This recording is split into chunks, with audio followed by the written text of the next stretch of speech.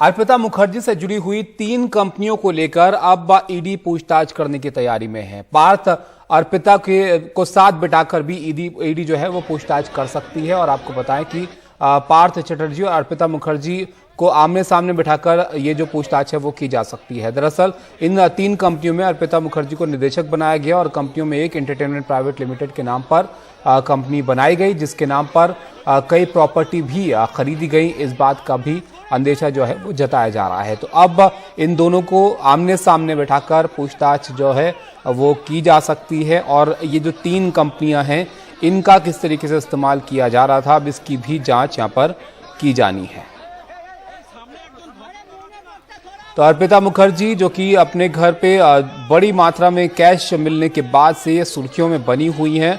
पार्थ चटर्जी की करीबी ये बताई जाती है। इनके घर से 2 घरों से जब ईडी ने जो है वहां पर तलाशी की थी, अपनी रेड की थी, तब 50 करोड़ के आसपास कैश और 5 लाख के 5 किलो के करीब का जो सोना है वो वहां से बरामद हुआ था।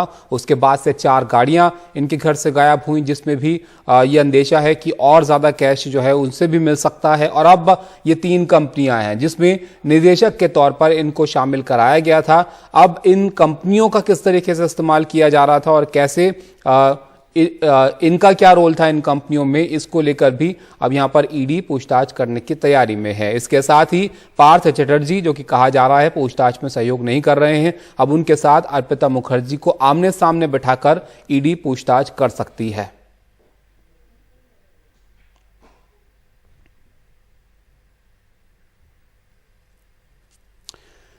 तो लगातार इस मामले में नए जो है ताजा अपडेट्स आ रहे हैं और ये मामला तब से ज्यादा सुर्खियों में है जब से एक बड़ी मात्रा में कैश यहां पर अर्पिता मुखर्जी के घर से मिला था।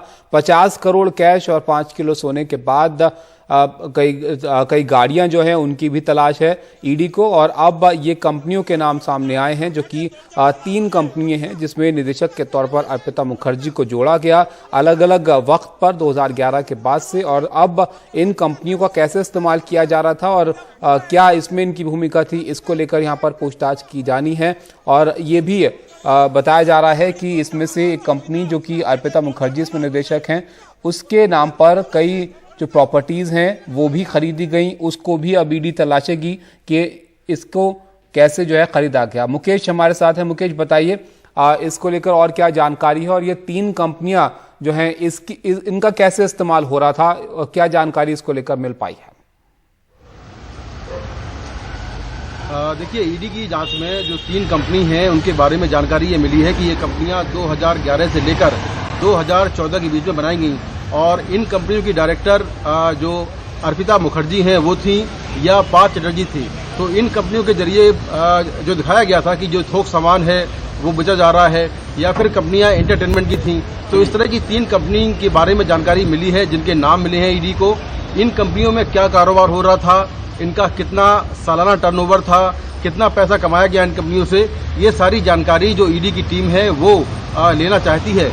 इसीलिए ईडी चाहती है कि जो अर्पिता मुखर्जी हैं उनके सामने पार्थ चटर्जी को बिठाकर पूछताछ की जाए, जिससे कि इन कंपनीज के बारे में और डिटेल मिल पाए। ये भी जानकारी मिली है कि 2 शेल कंपनी भी अभी बनाई गई थी और ये शेल कंपनी जो है वो अर्पिता मुखर्जी के फ्लैट के नाम पर थी। उस फ्लैट इन जो सेल कंपनी थी इनका पता अर्पिता मुखर्जी के फ्लैट के नाम पर था। तो इन कंपनी के बारे में पता चला है। अब ईडी चाहती है कि दोनों ही आरोपियों को आमने सामने बिठाकर पूछताछ हो, जिससे कि इन कंपनीज के बारे में और साथ ही जो सेल कंपनीज हैं उनके बारे में पूरे डिटेल्स मिल पाए, जानकारी मिल पाए। इसीलिए ईडी चाहती है कि दोनों आरोपी को वो आमने सामने बिठाए।